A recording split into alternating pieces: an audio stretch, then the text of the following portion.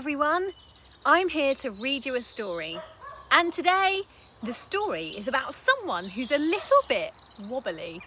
In fact, this story is called Mrs. Wobble, the Waitress.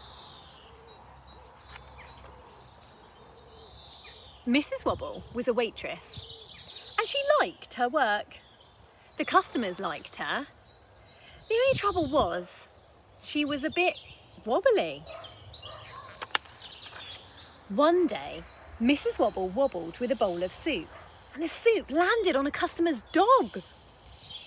Mrs. Wobble got told off. The next day, Mrs. Wobble wobbled with a roast chicken, and the roast chicken landed on the customer's head. Mrs. Wobble got told off again. The next day, Mrs. Wobble wobbled with a plate of jelly.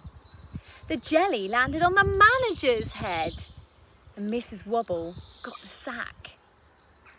Mrs. Wobble went home to her family, and Mr. Wobble cooked her tea. The children tried to cheer her up. "Cheer up, Ma," they said. "You'll find another job in another cafe." But there were no other cafes. That was the only one in the whole town. Mrs. Wobble knew this. "There are no other cafes," she said, and she began to cry. The children did not like to see their mother cry. It made them cry, and it made their father cry too. Then Mr. Wobble had an idea. "I know what we can do," he said. "We can open a cafe of our own." "Where?" said Mrs. Wobble. "Where?" said Miss Wobble. "Where?" said Master Wobble. "Right here," said Mr. Wobble. "We can turn the house into a cafe." And the next day, the Wobble family turned their house into a cafe. They cleaned it and they painted it. And they moved the chairs and tables around, and they even changed the curtains. Mr. Wobble went shopping. He bought meat and vegetables, fruit and fish, cheese and chicken, flour and a few other things. The children went shopping too. They bought 2 pairs of roller skates and a fishing net. "What are those for?" said Mr. Wobble. "It's a surprise, Pa," the children said. "You just wait and see." In the evening, Mrs. Wobble made the waiter's clothes for her children and a cook's hat for her husband. Mr. Wobble and the children made the menus.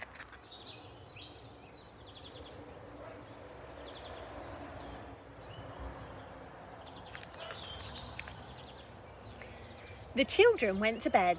Mr. and Mrs. Wobble stepped outside. They looked at their new cafe.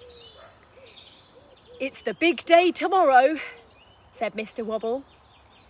"We're going to make our fortunes." "Yes," said Mrs. Wobble.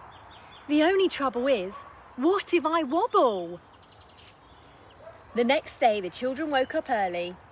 "It's the big day today, Ma," Master Wobble said. He gave his mother a cup of tea in bed, and Miss Wobble gave her father a cup of tea in bed. "We're going to make our fortunes today, Pa," they said. After breakfast, Mr. Wobble began cooking. Mrs. Wobble and Miss Wobble laid the tables. Master Wobble went round the town with a sandwich board. The first customers arrived. "Oh dear," said Mrs. Wobble. "What if I—" Mrs. Wobble wobbled with a bowl of soup. "Help!" said the customer. Miss Wobble skated to the rescue. She caught the soup in another bowl. "That's clever," the customer said. Mrs. Wobble wobbled with a roast chicken. "Wow!" said the customer. Master Wobble skated to the rescue and he caught the roast chicken in a net. "Hooray!" the customer said. Then all the other customers cheered. "Hooray! Hooray! This is more fun than a circus," they said. That night, Mrs. Wobble counted the money.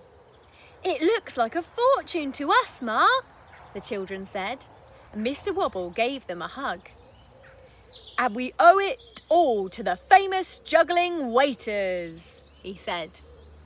The next day there was a big crowd in the street. People had come from miles around to see the famous juggling waiters.